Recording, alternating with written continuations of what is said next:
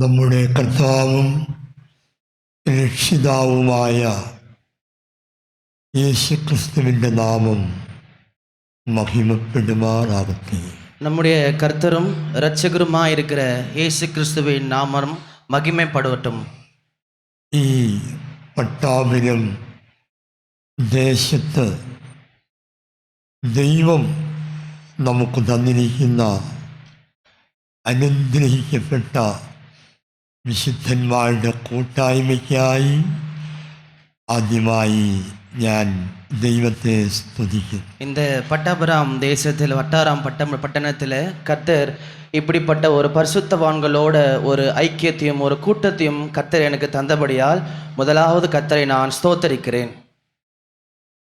ബഹുമാനപ്പെട്ട നമ്മുടെ പാസ്റ്റർ അപ്പച്ചനോട് കൂടെയും ഇവിടെയുള്ള എല്ലാ ശുശ്രൂഷകരോടൊത്ത് ദൈവജനങ്ങളോടൊത്ത് ഈ കർത്തൃദിവസം വലിയവനായ ദൈവത്തെ ആരാധിപ്പാൻ എനിക്ക് ലഭിച്ച ഈ അവസരം ജീവിതത്തിൽ ഒരു വലിയ ഭാഗ്യമായി ഞാൻ കരുതുന്നു.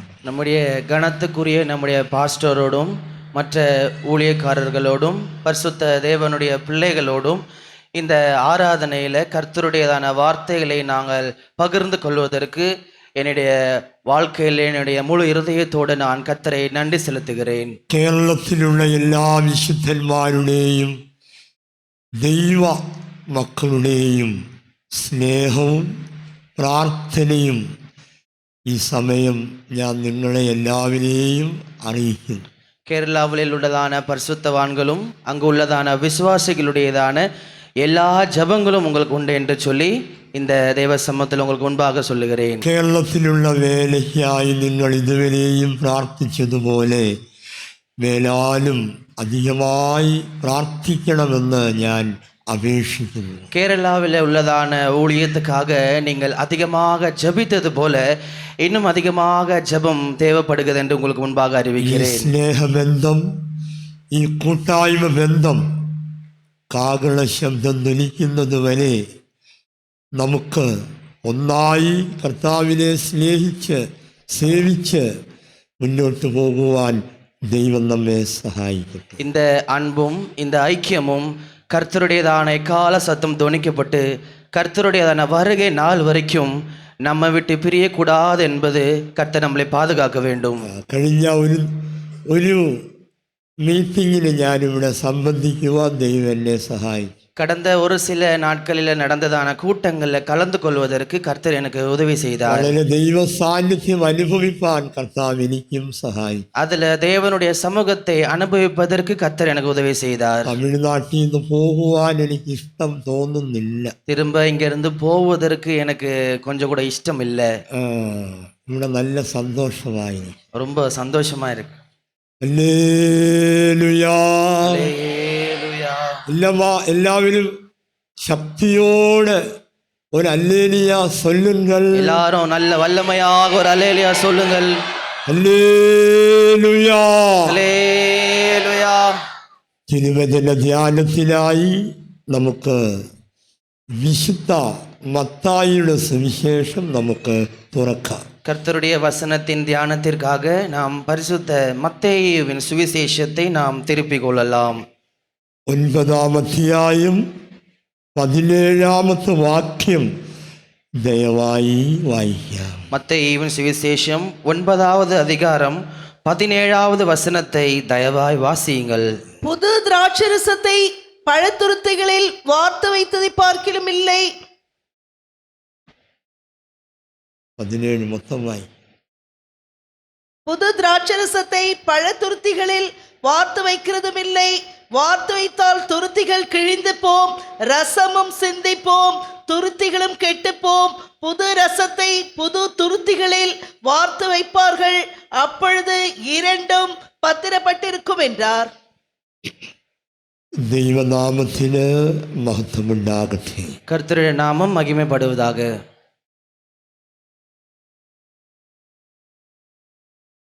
ഈ വാക്യത്തിൽ അനേക സത്യങ്ങൾ നമുക്ക് മനസ്സിലാക്കുവാനായിട്ടുണ്ട്. இந்த வசனத்துல அநேக சத்தியங்கள் நாம் புரிந்து கொள்வதற்கு ஏதுவாக இருக்கிறது. പുതിയ വീഞ്ഞ് പഴയ തുരുത്തിയിൽ പകരുമാറില്ല.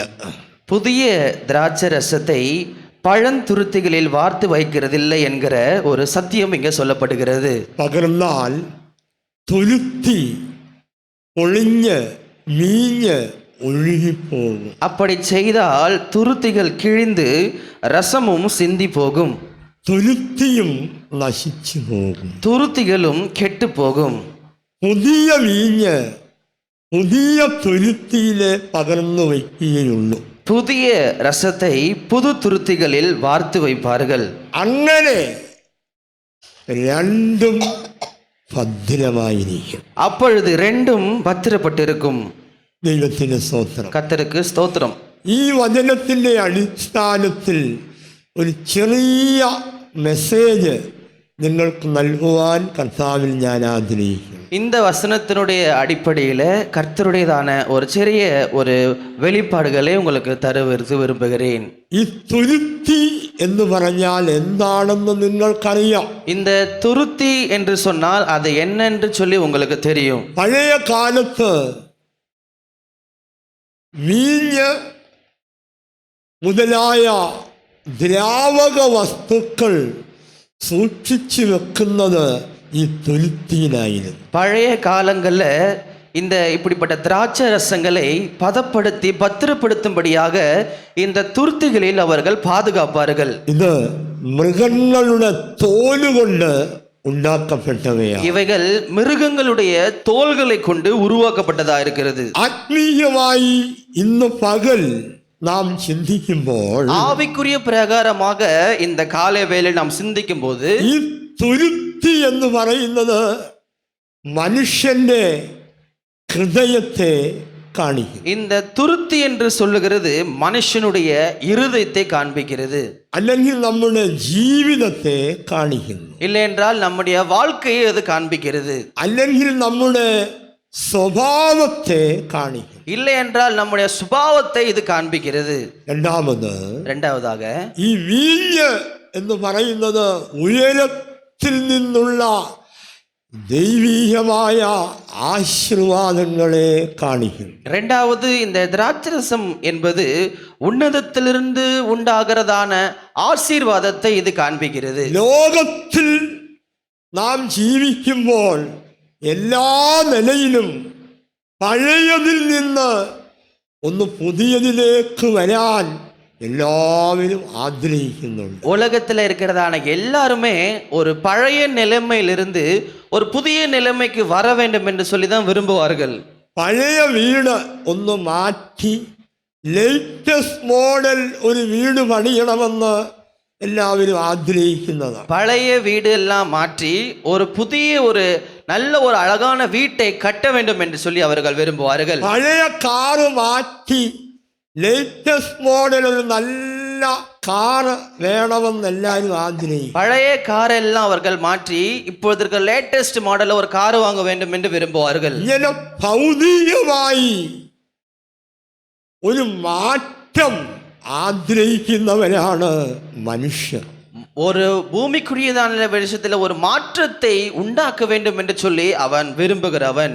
അങ്ങനെയാണെങ്കിൽ அப்படியானால் നമ്മെ സൃഷ്ടിച്ചവനായ അഖിലാണ്ടത്തിൻ്റെ ഉടയവനായ നമ്മുടെ ദൈവം നമ്മെക്കുറിച്ച് ആഗ്രഹിക്കുന്നത് നമ്മുടെ ജീവിതത്തിൽ നമ്മുടെ സ്വഭാവത്തിൽ ഒക്കെ ഓരോ ദിവസം കഴിയുന്തോറും ഒരു மாற்றமுண்டாகണമെന്ന് ദൈവം ആഗ്രഹിക്കുന്നു. அதே போலதான் நம்மளை சிருஷ்டித்ததான நம்முடைய கர்த்தராகிய ஆண்டவரும் நம்முடைய வாழ்க்கையிலும் நம்முடைய சுபாவத்திலும் ஒவ்வொரு நாளிலும் ஒரு மாற்றத்தை நாம் காண்பிக்க வேண்டும் என்று சொல்லி விரும்புகிறார். മനുഷ്യന്റെ സ്വഭാവം എന്ന് പറഞ്ഞാൽ അവൻ മറ്റുള്ളവരെ പുതിയതാക്കാൻ നോക്കുന്ന ഒരു മനോഭാവമാണ്. மனுஷனுடைய சுபாவம் என்னவென்றால் அவன் மற்றவர்களை புதிய ஒரு சுபாவமாக மாற்ற வேண்டும் என்று சொல்லியதான் அவர் விரும்புவார். അതിനേക്കാൾ ശ്രേഷ്ഠമേറിയ ഒരു അനുഭവം ഞാൻ പറയാം. ஆனால் அதை காட்டிலும் ஒரு விலையேற பெற்ற ஒரு அனுபவத்தை நான் சொல்லுகிறேன். നാം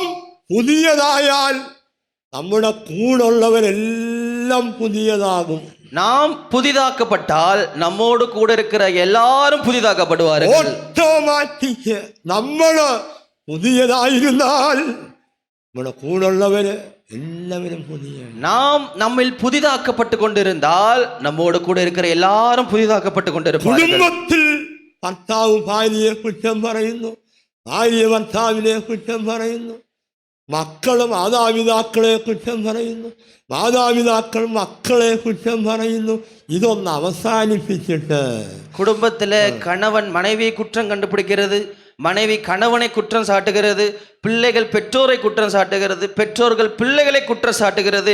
இவைகள் எல்லாவற்றையும் கொஞ்சம் ஓரம் கட்ட வேண்டும். ഇതൊന്ന് അവസാനിപ്പിച്ചിട്ട് നമ്മൾ നമ്മുടെ കുറ്റം കണ്ടുപിടിച്ച് നമ്മെ ഒരു പുതിയ തുരുത്തിയാക്കി തീർക്കുമ്പോൾ മറ്റുള്ളവരും ഓട്ടോമാറ്റിക് അത് പുതിയ തുരുത്തികളായി മാറും. இவைகள் எல்லாவற்றுக்கும் ஒரு முடிவை நாம் கட்டிவிட்டு நாம் புதிதாக்கப்பட்டதுக்கு பின்பாக மற்றவர்கள் புதிதாக்கப்படுவார்களே அவைகளை நாம் விரும்புகிறவர்களாக தொடர்ந்து போக வேண்டும். ഈ ആരാധന മൂലമായി ഇന്നത്തെ കർത്തൃമേശയിൽ പങ്കെടുക്കുന്നത് മുഖാന്തരമായി ഞാനും നിങ്ങളും ഒരു പുതിയ തുരുത്തികളായി എവിടെയും ജീവിപ്പാൻ ദൈവം നമ്മെ കുറിച്ച് വാഞ്ചിക്കും. இந்த காலை வேளையில இந்த கூட்டத்துல பங்கு பெற்றுகிறதுனா நாம் விசேஷமாக கர்த்தருடையதான பந்தியில் நாம் சம்பந்திக்க போகிறோம்.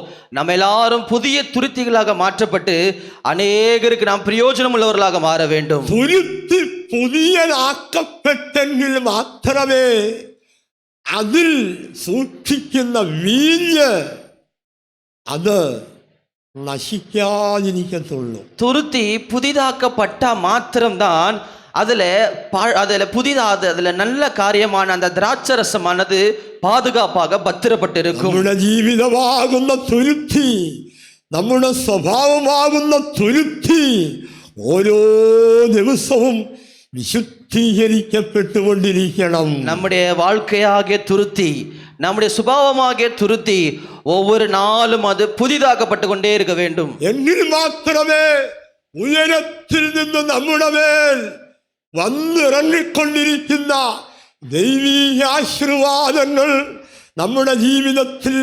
നിലനിൽക്കുവാൻ സാധിക്കുകയുള്ളൂ. அப்படி நாம் புதிதாக்கப்பட்டால் மாத்திரம்தான் உன்னதத்திலிருந்து வருகிறதான ஆசீர்வாதத்தை நாம் பாதுகாப்பாக நம்முடைய வாழ்க்கையில நாம் பத்திரப்படுத்துவதற்கு ஏதுவாக இருக்கும். ചിലർ ഇപ്രകാരം പറയാറുണ്ട്, சிலர் இப்படியாக சொல்லுவதுண்டு, എനിക്ക് പണ്ടൊക്കെ ഭയങ്കര കൃപയായിരുന്നു കേട്ടോ, பழைய நாட்கள்ல இதெல்லாம் ரொம்ப ஒரு கஷ்டமாக இருந்தது. கேட்டீங்களா? നല്ല അഭിഷേകമായിരുന്നു, நல்ல ஒரு அபிஷேகத்தில் நாங்க நிரப்பப்பட்டிருந்தோம், നല്ലപോലെ അന്യഭാഷയിൽ പേശുവാൻ, நல்லா நாங்க அந்நிய பாஷைகளை பேசுகிறவர்களாக இருந்தோம். ഇപ്പൊ ഇതൊന്നും ഇല്ല.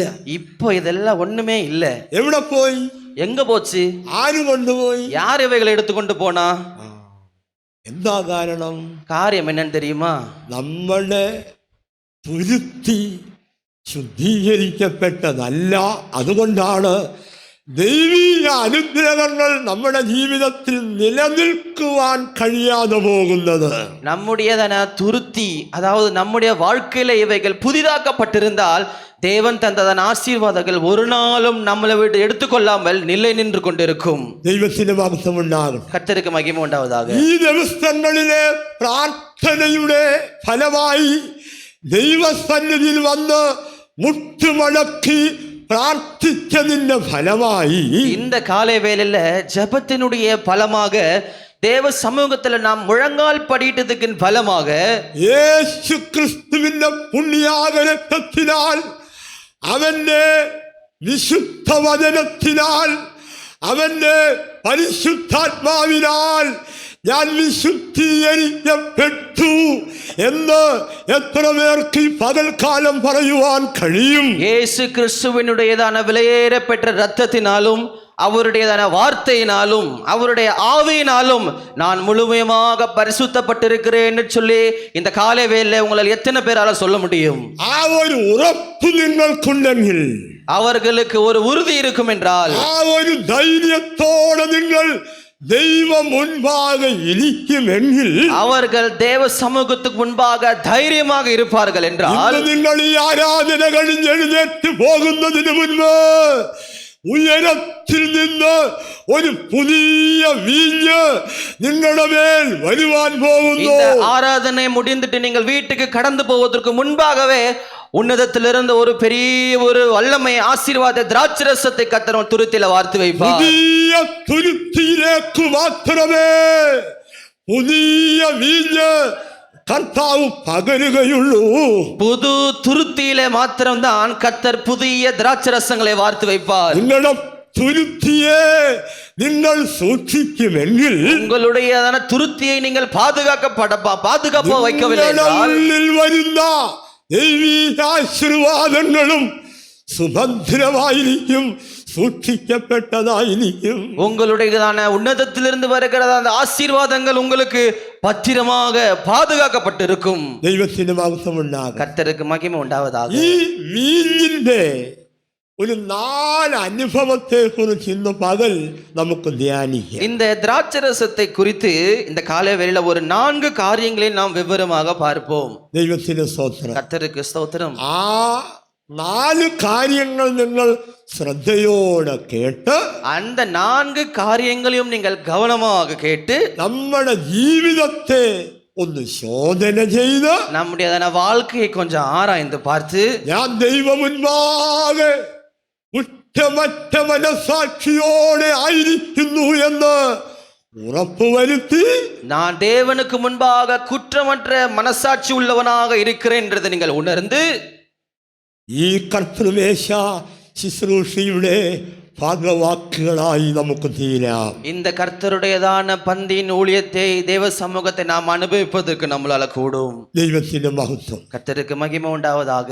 ഒന്നാമതായി, முதலாவதாக ഈ വീഞ്ഞ് നമ്മുടെ കർത്താവായ യേശു ക്രിസ്തുവിന്റെ പുണ്യാക രക്തത്തിനെ കാണിക്കുന്നു. இந்த திராட்சரசமானது முதலாவது நம்முடைய கர்த்தராக இயேசு கிறிஸ்துவினுடைய விலையேற பெற்ற இரத்தத்தை அது காண்பிக்கிறது. മത്തായിയുടെ സുവിശേഷം 26-ാം അധ്യായം மத்தேயுவினுடைய சுவிசேஷம் 26வது அதிகாரம் 27-ഉം 28-ഉം വാക്യങ്ങൾ നാം വായിക്കുമ്പോൾ 27வது வசனமும் 28வது வசனமும் நாம் வாசிக்கும் போது, അവിടെ அங்கே பின்பு பாத்திரத்தையும் எடுத்து ஸ்தோத்திரம் பண்ணி அவர்களுக்கு கொடுத்து, நீங்கள் எல்லாரும் இதிலே பானம் பண்ணுங்கள், இது பாவ மன்னிப்புண்டாகும்படி அநேகருக்காக சிந்தப்படுகிற புது உடன்படிக்கைக்குரிய என்னுடைய இரத்தமாய் இருக்கிறது. ദൈവത്തിന് മഹത്വമുണ്ടാകും. கர்த்தருக்கு மகிமை உண்டாவதாக. പാനപാത്രം എടുത്ത് സ്തോത്രം ചൊല്ലി அவர் பாத்திரத்தை எடுத்து ஸ்தோத்திரம் பண்ணி അവർക്ക് കൊടുത്തു എന്ന് വായി. அவர்களுக்கு கொடுத்தார் என்று நாம் வாசிக்கிறோம். അടുത്ത പോയിന്റ്, அடுத்த காரியம், എല്ലാവരും ഇതിൽ നിന്ന് കുടിപ്പീൻ. எல்லாரும் இதிலே பானம் பண்ணுங்கள். ആ വാക്ക് ശ്രദ്ധിക്കണം. அந்த வார்த்தையை நீங்கள் கவனிக்க வேண்டும். ആരും ഒഴിഞ്ഞിരിക്കാൻ പാടില്ല. யாரும் அந்த இடத்துல மறைஞ்சிருக்கிறதுக்கு முடியாது. എല്ലാവരും ഇതിൽ നിന്ന് കുടിപ്പീൻ. எல்லாரும் இதுல நீங்கள் மறைக்காமல் முன்பாக நின்று குடியுங்கள். ദൈവത്തിന്റെ സഭയിലുള്ള ദൈവത്തിന്റെ ജനങ്ങൾ, தேவ சமூகத்தில் இருக்கிற தேவனுடைய ஜனங்கள், മാനസാന്തരപ്പെട്ട ജനം, மனஸ்தாபத்தோடு அவர்கள் மனம் திரும்புதலோடு அவர்கள் இருக்க வேண்டும். ജലസ്നാനം സ്വീകരിച്ച ദൈവത്തിന്റെ ജനം, ஞானஸ்நானம் பெற்றதான தேவனுடைய ஜனம், പരിശുദ്ധാത്മാവിനെ പ്രാപിച്ച ദൈവത്തിന്റെ ജനം, பரிசுத்தாவின் அபிஷேகத்தை பெற்றதான தேவனுடைய ஜனம், അപ്പോസ്തോലിക കൂട്ടായ്മയുടെ അംഗങ്ങളായിരിക്കുന്ന ദൈവത്തിന്റെ ജനം, அப்போஸ்தலருடையதான பரிசுத்த அப்போஸ்தலர் கூட்டத்தில் அவர்கள் அவயவங்களாக இருக்கிறதான ஜனம், അവരാരും ഈ ശുശ്രൂഷയിൽ നിന്ന് ഒഴിഞ്ഞിരിപ്പാൻ അനുവാദമില്ല.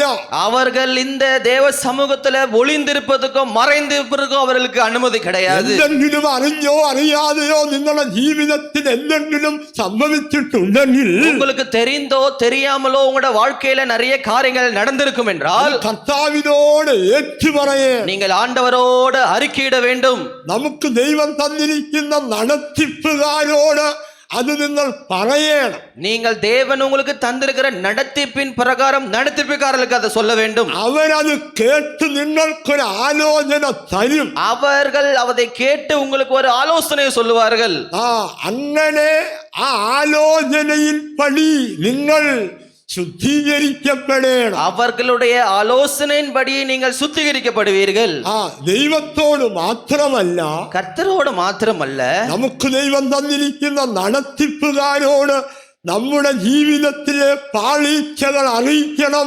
അവർ ആലോചന നൽകി அவர் நமக்கு வேண்டி பிரார்த்திக்கும். கர்த்தரோடு மாத்திரமல்ல, கர்த்தர் நமக்கு தந்திருக்கிறதான பரிசுத்தவான்களோடு அந்த காரியத்தை நாம் சொல்லும் பொழுது அவர் நமக்காக அந்த காரியங்களை எடுத்து சொல்லி நமக்காக ஜெபிப்பார்கள். அவர் ரகசியத்தில் வச்சு നിങ്ങൾക്ക് வேண்டி பிரார்த்தி. அவர்கள் அந்த ரங்கத்துல இருந்து உங்களுக்காக அவர்கள் ஜெபித்து கொண்டே இருப்பார்கள்.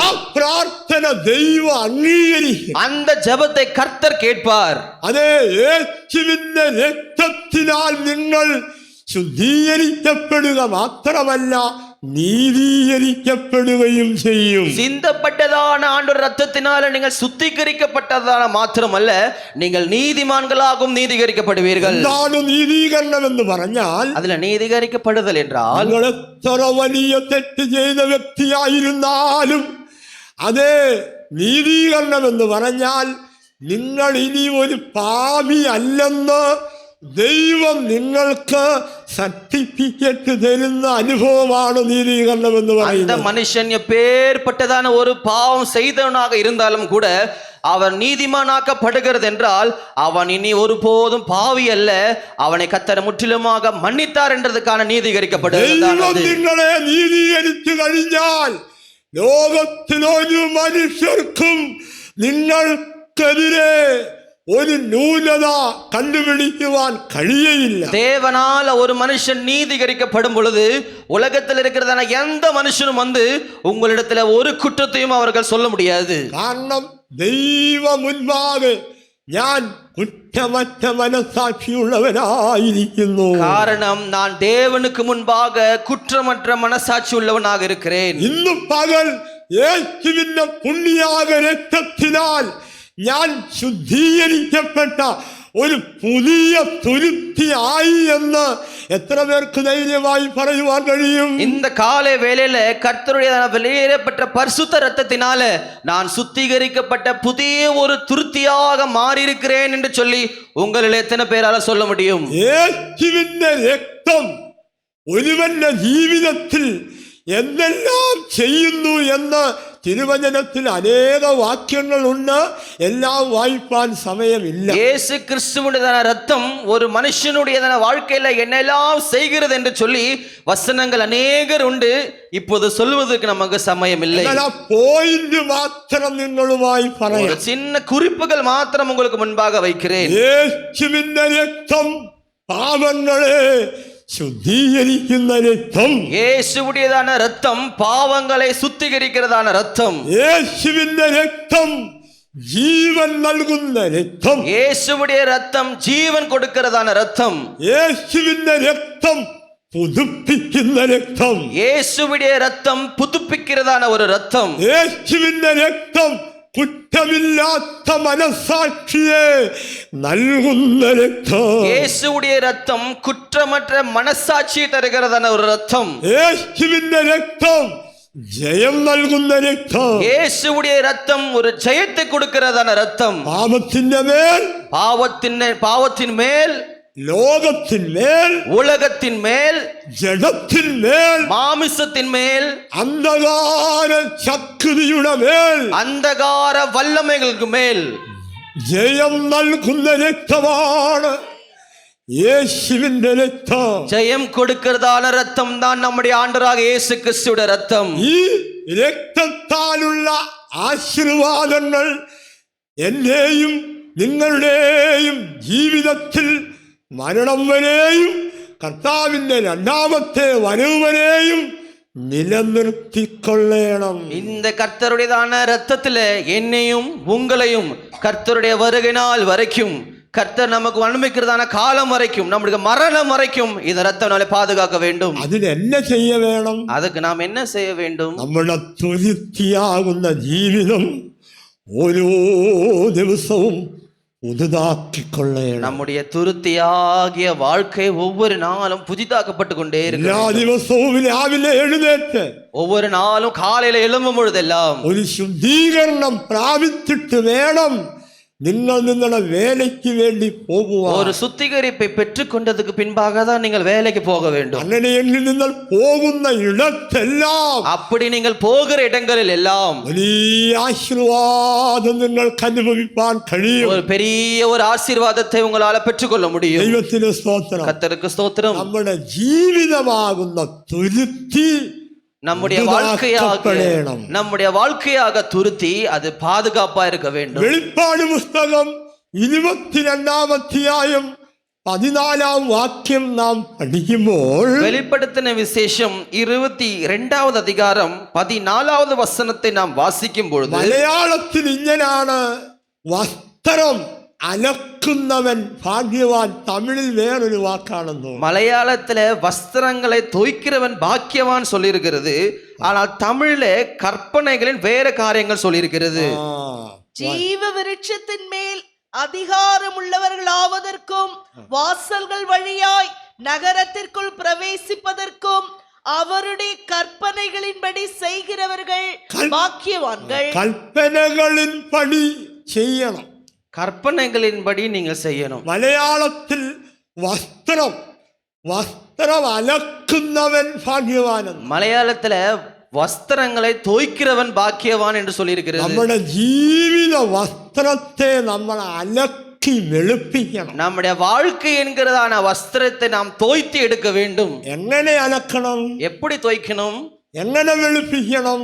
அதை எப்படி நம்ம வெள்ளையாக்க முடியும்? ദൈവ വചനമാകുന്ന വെള്ളത്തിൽ കഴുകണം. கர்த்தருடைய வசனமாகிய தண்ணீரிலே நீங்கள் கழுவ வேண்டும். യേശുവിന്റെ രക്തത്തിനാല കഴുകണം. இயேசு கிறிஸ்துவுடைய இரத்தத்தினால நீங்கள் கழுவ வேண்டும். വെള്ള വസ്ത്രമൊക്കെ അലക്കുന്നത് എങ്ങനെയാ? இந்த வெள்ளை வஸ்திரங்களை தோய்க்கிறது எப்படி? സോപ്പ് പൊടിക്കകത്ത് ഇട്ട് മുക്കി വെക്കും. சோப்பு பொடியை கொஞ்சம் போட்டு தண்ணீர்ல முக்கி வைக்கணும். കേരളത്തിലൊക്കെ ആണെങ്കിൽ വെള്ള വസ്ത്രം ചൂടുവെള്ളത്തില് മുക്കി പുഴുങ്ങും. கேரளத்துல நீங்கள் பார்த்தீங்கன்னாக்கா சுடு தண்ணியில போட்டு அவைகளை கொஞ்சம் முழுக்கி கொதிக்க வைப்பாங்க. വസ്ത്രത്തിന്റെ ചെളി എല്ലാം പോകും. அப்போ வஸ்திரத்துல இருக்கிற எல்லா கரைகளும் மாறி போகும். പുതിയ വസ്ത്രം പോലെ ஒரு நல்ல புது வஸ்திரம் போல இருக்கும். കേരളത്തിലൊക്കെ അങ്ങനെ ആ വെള്ള വസ്ത്രം അലക്കുന്നു. கேரளாவில அப்படிதான் இந்த வெள்ளை வஸ்திரங்கள் எல்லாம் தோய்ப்பாங்க. ചൂടുവെള്ളത്തിലിട്ടൊന്ന് പുഴുങ്ങുക. ഇത് കിടന്നിങ്ങനെ തിളയ്ക്കുക. சூடு தண்ணியில போட்டு அப்படியே இப்படி இப்படி குழைச்சிட்டே இருப்பாங்க. സോപ്പ് പൊടി എല്ലാം ഇട്ട് തിളയ്ക്കുമ്പോ ഇല്ലാത്ത അഴുക്കെല്ലാം ഒന്ന് പോകും. சோப்பு பொடி எல்லாம் போட்டு ஊற வச்சதுக்கு பின்பாக எல்லா அழுக்குகளும் மாறி போகும். ഇതുപോലെ നമ്മുടെ ജീവിതമാകുന്ന വസ്ത്രത്തെ അലക്കണം. இப்படிதான் நம்முடைய வாழ்க்கையாகிய வஸ்திரத்தை நாம் தோய்க்க வேண்டும். വെളിപ്പാട് പുസ്തകം 7-ാം അധ്യായം 14-ാം വാക്യത്തിൽ வெளிப்படுத்தின விசேஷம் 7வது அதிகாரம் 14வது வசனத்தில் 7:14 அதற்கு நான் ஆண்டவரே அது உமக்கே தெரியும் என்றேன். அப்பொழுது அவன், இவர்கள் மிகுந்த உபத்திரவத்திலிருந்து வந்தவர்கள், இவர்கள் தங்கள் அங்கிகளை ஆட்டுக்குட்டியானவருடைய ரத்தத்திலே தோய்த்து வெளுத்தவர்கள். കുഞ്ഞാടിന്റെ രക്തത്തിൽ വസ്ത്രത്തെ അലക്കി വെളുപ്പിക്ക വേണം. ஆட்டுக்குட்டியானவருடைய ரத்தத்திலே தோய்த்து வெளுக்க வேண்டும்.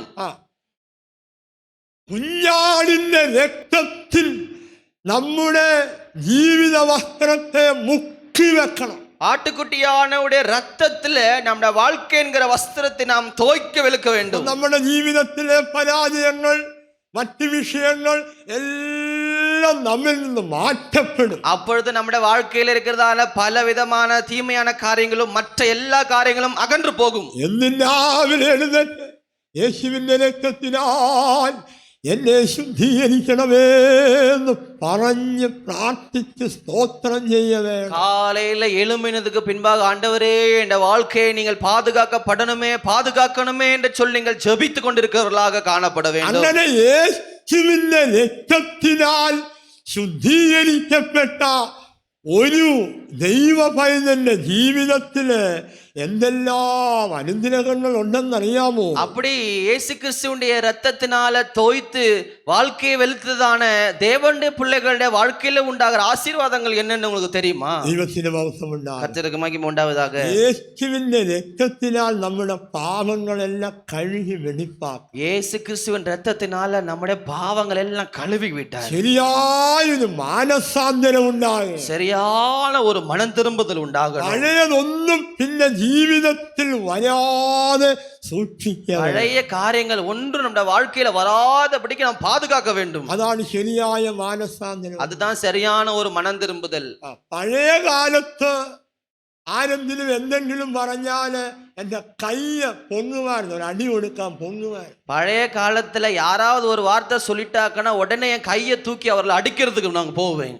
ഇപ്പൊ കൈ പൊങ്ങത്തില്ല. ஆனா இப்போ என்னோட கை மேல உயர்றது கிடையாது. കൈക്ക് കുഴപ്പമുണ്ടായിട്ടല്ല, கைக்கு எனக்கு ஒன்றும் பிரச்சனை ஒன்றும் இல்ல. മാനസാന്തരം. ஆனா மனம் திரும்பி விட்டேன். പഴയ സ്വഭാവത്തിൽ നിന്നൊരു പുതിയ മാനസാന്തരമുണ്ട്. பழைய சுபாவத்திலிருந்து ஒரு புதிய ஒரு சுபாவத்துக்கு மனம் திரும்பி விட்டேன். അതാണ് മാനസാന്തരം എന്ന്. அதுதான் மனம் திரும்புதல்னு சொல்லுகிறாங்க. ഞാനൊരു ഫെയ്ത്ത് ഹോമിൽ താമസിക്കുമ്പോഴേ முன்பாக நான் ஒரு விசுவாச வீட்டுல தங்கி இருக்கும் போது ഒരു പാസ്റ്റർ എന്റെ ഫെയ്ത്ത് ഹോമിൽ വന്നു. ஒரு பாஸ்டர் என்னுடைய விசுவாச வீட்டுக்கு கடந்து வந்தார். അദ്ദേഹത്തിന്റെ വാഹനം ഓടിക്കുന്ന ഡ്രൈവർ, அவருடைய வாகனத்தை ஓட்டுகிறத ஒரு டிரைவர், ഒരു വിശ്വാസിയാണ്. ஒரு விசுவாசி. കണ്ടിട്ട് നല്ലൊരു വിശ്വാസിയായിട്ട് തോന്നി. அவருக்கு ஒரு நல்ல ஒரு விசுவாசின்னு தான் அவருக்கு தோணி இருந்தது. അദ്ദേഹത്തിന്റെ സാക്ഷ്യം കേട്ടപ്പോൾ ഞാൻ പേടിച്ചു പോയി. அவருடைய காரியங்களை கேட்கும் பொழுது அவருக்கு ஒரு பயம் உண்டாயிற்று. സാക്ഷി அவருடைய சாட்சியை கேட்கும் போது அவருக்கு ஒரு பயம் உண்டாயிற்று. അയ്യോ, വിശ്വാസിയാകും സ്നാനപ്പെടുന്നതിന് മുൻപ്, മാനസാന്തരപ്പെടുന്നതിന് മുമ്പ് താൻ പലരെയും കൊന്നു. அவர் மனம் திரும்புவதற்கு முன்பாக, அவர் ரட்சிக்கப்படுவதற்கு முன்பாக அவர் தன்னுடைய மனைவியை அடித்து அவர் கொன்று போட்டார்.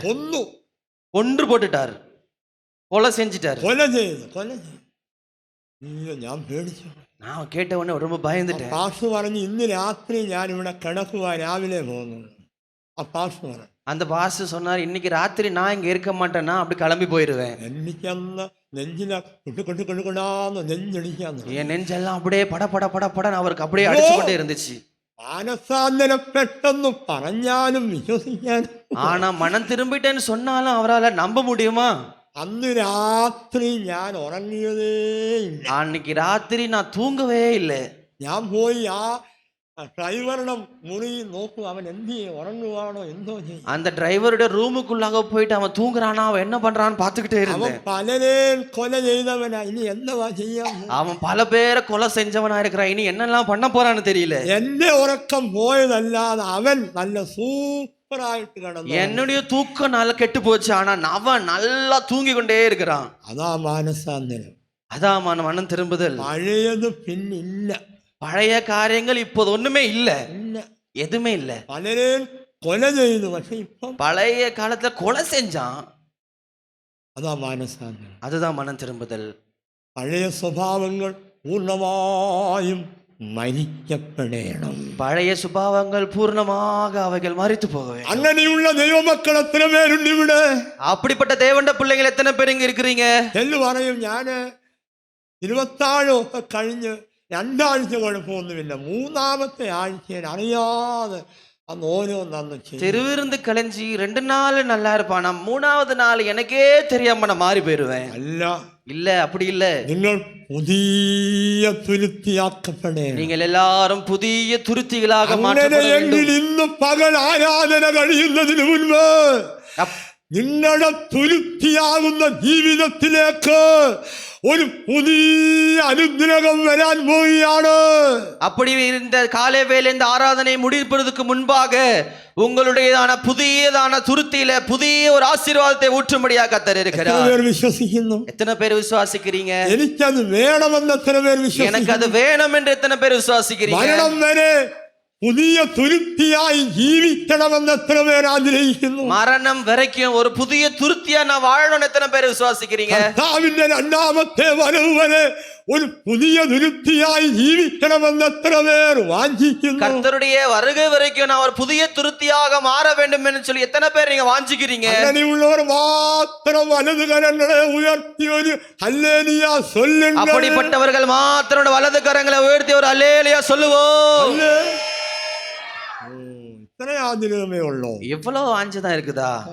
ഇച്ചിരൂടെ നല്ല ആഗ്രഹം വേണം. இன்னும் கூட கொஞ்சம் ஆசை நமக்கு ഒരു வேணும். ഹല്ലേലൂയയുടെ சொல்லுங்கள். ஒரு அல்லேலூயா சொல்லுவோம். ആഗ്രഹം വർദ്ധിച്ച് വർദ്ധിച്ച് വരുന്നുണ്ട്. இப்பதான் கொஞ்சம் கொஞ்சமா ஆசைகளும் வாஞ்சைகளும் வந்துட்டே இருக்கு. ഹല്ലേലൂയ പറഞ്ഞുകൊണ്ടിരിക്കാൻ ഒക്കുമോ? இப்படிப்பட்ட அல்லேலூயா இல்லைன்னா சொல்ல முடியுமா? അതെ, പുതുതാക്കപ്പെട്ട തുരുത്തിയാക്കപ്പെടേ. ஒரு புதிதாக்கப்பட்ட துருத்தியாக நீங்கள் மாற்றப்பட வேண்டும். യേശുവിന്റെ രക്തത്തിനാൽ കഴുകപ്പെട്ട ഒരുവന്റെ ജീവിതത്തിൽ സംഭവിക്കുന്നത് എന്താണ്? இயேசு கிறிஸ்துவின் ரத்தத்தினால கழுவப்பட்டதான ஒரு மனுஷனுடைய வாழ்க்கையில சம்பவிக்கிறது என்ன? കൊലോസ്യ ലേഖനം 1-ാം അധ്യായം 20 മുതൽ താഴോട്ട് നാം വായിക്കുമ്പോൾ கொலோசியருக்கு எழுதின நிருபம் 1வது அதிகாரம் 20வது வசனத்திலிருந்து நீங்கள் தொடர்ந்து வாசிக்கும் பொழுது യേശുവിന്റെ രക്തത്തിനാൽ ഒരുവന്റെ ജീവിതത്തിൽ സംഭവിക്കുന്ന ചില കാര്യങ്ങൾ അവിടെ നാം വായിക്കുന്നു. இயேசு கிறிஸ்துவின் ரத்தத்தினால கழுவப்பட்டவனுடைய வாழ்க்கையில நடக்கிற சில காரியத்தை அந்த இடத்துல பார்க்க முடியும். വേഗത്തിൽ വായിക്കാം. சீக்கிரமாக வாசிங்க. அவர் சிலுவையில் சிந்தின ரத்தத்தினாலே சமாதானத்தை உண்டாக்கி பூலோகத்தில் உள்ளவைகள் பரலோகத்தில் உள்ளவைகள் யாவையும் அவர் மூலமாய் தமக்கு ஒப்புரவாக்கிக் கொள்ளவும் அவருக்கு பிரியமாயிற்று. முன்னே அந்நியராயும் துர்க்கிரியைகளினால் மனதிலே சத்துருக்களாயும் இருந்த உங்களையும் பரிசுத்தராகவும் குற்றமற்றவர்களாகவும் கண்டிக்கப்படாதவர்களாகவும் தமக்கு முன் நிறுத்தும்படியாக அவர் நிறுத்தும்படியாக கர்த்தர் உங்களை நிறுத்துகிறார். യേശു ക്രിസ്തുവിന്റെ രക്തത്തിനാൽ ജീവിതത്തിൽ സംഭവിക്കുന്ന ചില കാര്യങ്ങൾ അവിടെ വായിക്കും. இயேசு கிறிஸ்துவின் ரத்தத்தினால வாழ்க்கையில நடக்க போகிற சில காரியங்களை அந்த வசனம் சொல்லுகிறது. ഒന്നാമത് സമാധാനം ഉണ്ടാക്കപ്പെടുന്നു. முதலாவதாக சமாதானத்தை அவர் உண்டாக்குகிறார். സമാധാനം ഉണ്ടോ? சமாதானம் இருக்குதா? ഹല്ലേലൂയ. அல்லேலூயா. സമാധാനം. ஒன்று சமாதானம். വ്യക്തിപരമായ ജീവിതത്തിൽ സമാധാനം. நம்முடையதான எழுத்துக்குரியதான வாழ்க்கையில ஒரு சமாதானம். കുടുംബ ജീവിതത്തിൽ സമാധാനം. நம்முடைய குடும்ப வாழ்க்கையில ஒரு சமாதானம். സഭയിൽ സമാധാനം. சபைக்குள்ளாக ஒரு சமாதானம். പോകുന്ന എല്ലായിടത്തും സമാധാനം. போகிற எல்லா இடங்களிலும் ஒரு சமாதானம். യേശുവിന്റെ രക്തത്തിനാൽ കഴുകപ്പെട്ടവരെ നിങ്ങൾക്ക് സമാധാനം അനുഭവിപ്പാൻ കഴിയുന്നുവോ? இயேசு கிறிஸ்துவின் ரத்தத்தால கழுவப்பட்டவர்களே உங்களுக்கு சமாதானத்தை அனுபவிக்க முடிகிறதா? രണ്ടാമത് മനസ്സിലുണ്ടായിരിക്കുന്ന അകൽച്ച മാറ്റപ്പെടുന്നു. மனசுக்குள்ளாக மனதில் இருக்கிறதான எல்லா விதமான துர்க்கிரியைகளும் அவர் மாற்றுகிறார். അകൽച്ച മാറ്റപ്പെടുന്നു. അകൽച്ച கரைகள் எல்லாவற்றையும் அவர் மாற்றுகிறார்.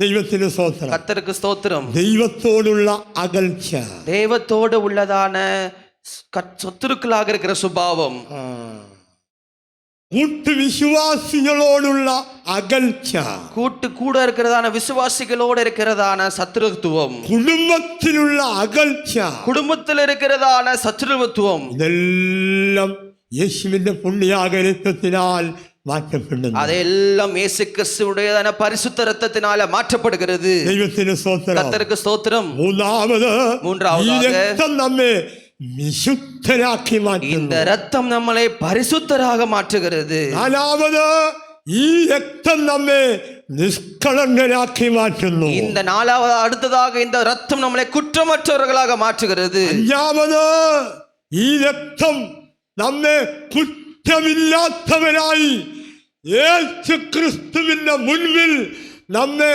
കൊണ്ട് നിർത്തുന്നു. அடுத்ததாக கண்டிக்கப்படாதவர்களாகவும் இயேசு கிறிஸ்துவுக்கு முன்பாக நம்மளை நிறுத்தும்படியாகவும் இந்த ரத்தம் உதவி செய்கிறது.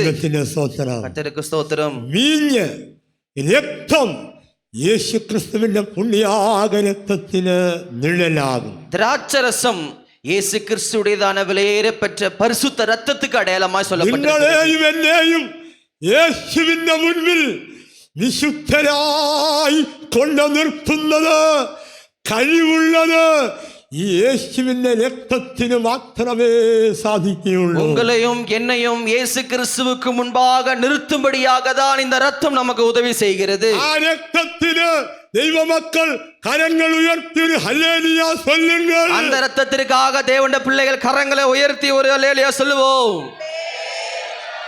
ദൈവത്തിന് മഹത്വം ഉണ്ടാകും. கர்த்தருக்கு மகிமை உண்டாவதாக.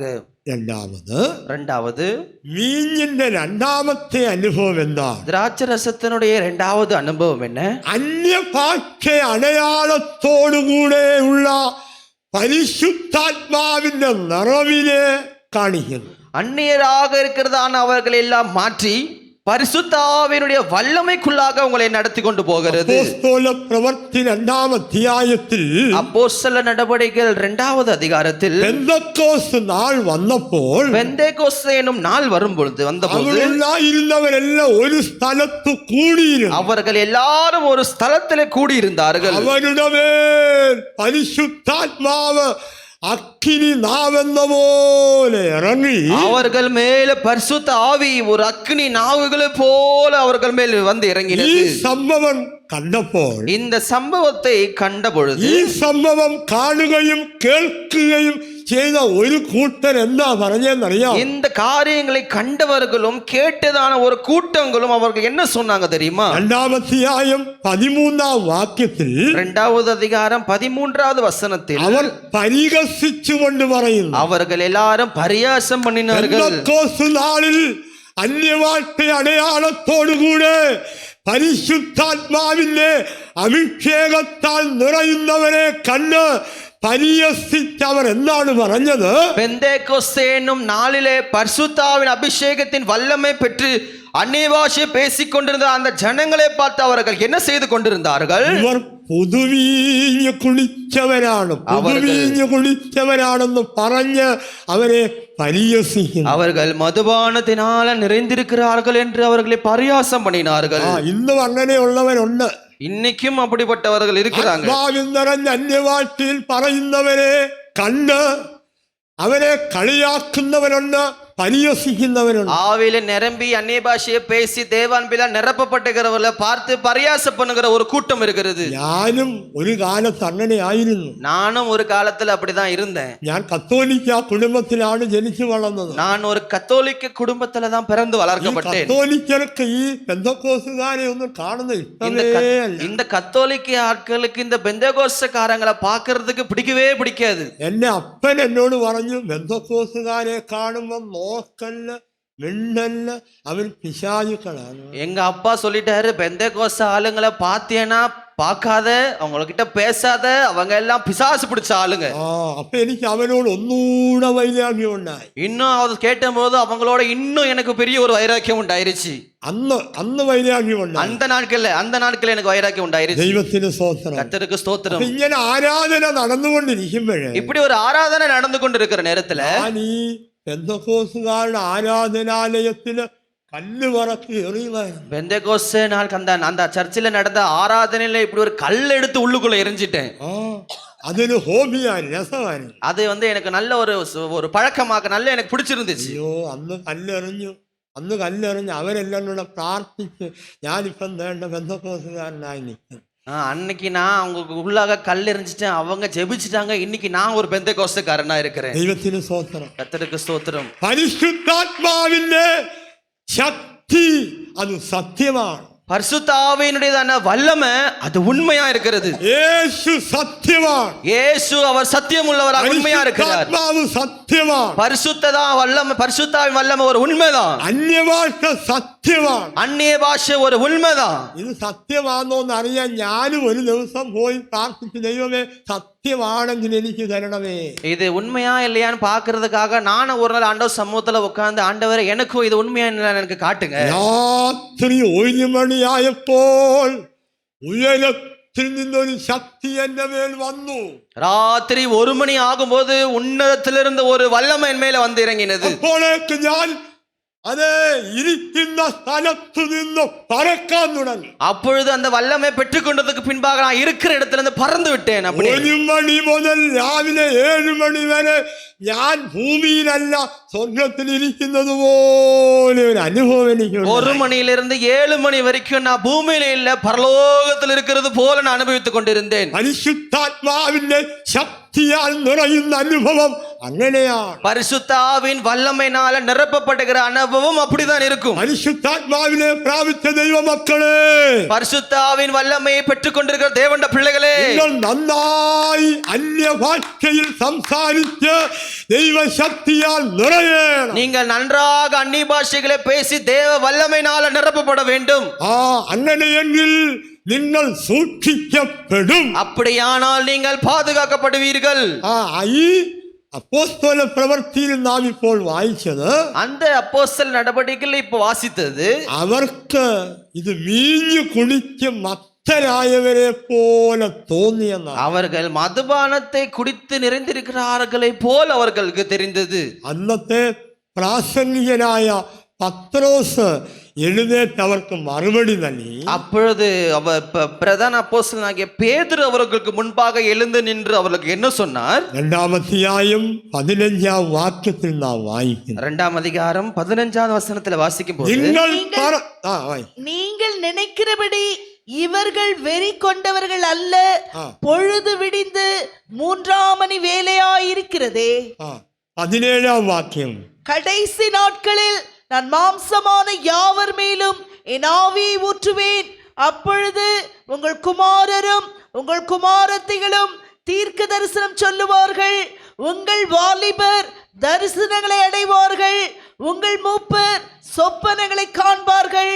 ഓക്കെ, നിങ്ങൾ ചിന്തിക്കുന്നത് പോലെ ഇവർ ലഹരി പിടിച്ചവരല്ല. நீங்கள் நினைக்கிறபடி இவர்கள் வெறி கொண்டவர்கள் அல்ல. പിന്നെയോ യോവേൽ പ്രവാചകൻ വിളിച്ചു പറഞ്ഞ പ്രവചനത്തിന്റെ നിവർത്തിയാണ് നിങ്ങൾ കാണുന്നത്. தீர்க்கதரிசியாக யோவேலினால உரைக்கப்பட்டது நடந்துகிறது என்று சொல்லி நீங்கள் பார்க்கிறீர்கள். അതെന്താണ്? அது என்னது? അന്ത്യകാലത്ത് ഞാൻ സകല ജനത്തിന്റെ മേലും എന്റെ ആത്മാവിനെ പകരും. கடைசி நாட்களில் நான் மாംசமான யாவர் மேலும் என் ஆவியை ஊற்றுவேன். നിങ്ങളെ പുത്രന്മാരും പുത്രിമാരും പ്രവചിക്കും. உங்கள் குமாரரும் உங்கள் குமாரத்திகளும் தீர்க்க தரிசனம் சொல்லுவார்கள். അനേക കാര്യങ്ങൾ അവിടെ നാം കാണുന്നു. அங்க அநேக காரியங்களை நாம் பார்க்கிறோம். ഇത് നാം അന്ത്യകാലത്ത് വന്നിരിക്കുന്നു. இன்னைக்கு நாம் கடைசி நாட்களில வந்திருக்கிறோம். അന്ത്യകാലത്ത് ദൈവജനങ്ങളോടുള്ള വാഗ്ദത്തം എന്താണ്? கடைசி காலத்தில் இருக்கிறவர்களுக்கு கர்த்தருடைய வாக்குத்தத்தம் என்ன? ഞാൻ സകല ജനത്തിന്റെ മേലും എന്റെ ആത്മാവിനെ പകരും. சகல ஜனத்தின் மேலும் என்னுடையதான ஆவியை நான் ஊற்றுவேன். പരിശുദ്ധാത്മാവിന്റെ ശക്തിയെ അന്യവാഴ്ച അടയാളത്തോടുകൂടെ പ്രാപിക്കാത്ത ആരെങ്കിലും ഇന്ന് ഈ ആരാധനയിൽ പങ്കെടുക്കുന്നുവെങ്കിൽ, பரிசுத்தாவின் வல்லமையை பெற்றுக்கொள்ளாதவர்கள் இந்த ஆராதனையில் நீங்கள் இருப்பீர்களே ஆனால் നിങ്ങൾ ദുഃഖിക്ക വേണ്ട. நீங்கள் யாரும் துக்கப்பட வேண்டாம். ഇന്ന് ഈ ആരാധന കഴിയുന്നതിന് മുൻപ് നിങ്ങളെ ആ ശക്തിയാൽ നിറയ്ക്കുവാൻ എന്റെ ദൈവം വിശ്വസ്തനാണ്. உங்களை பரிசுத்த ஆவியினால நிரப்பப்படும்படியாக என்னுடைய ஆண்டவர் வல்லமையுள்ளவராக ഈ இருக்கிறார். മെസ്സേജ് കഴിഞ്ഞ 5 നിമിഷം ദൈവശക്തി ഇറങ്ങുവാൻ നിങ്ങൾക്ക് സമയം തരും. உங்களுக்கு ஒரு 5 நிமிஷம் தேவனுடைய வல்லமை பெற்றுக்கொள்ளும்படியாக உங்களுக்கு நேரத்தை கொடுப்போம். ആ സമയം നിങ്ങൾ ദൈവത്തിലേക്ക് നോക്കി നിലവിളിച്ചാൽ ഒരു ശക്തി നിങ്ങളെ തൊടും. அந்த நேரத்தில் நீங்கள் தேவனை நோக்கி கூப்பிட்டு நீங்கள் ஜெபிக்கும் பொழுது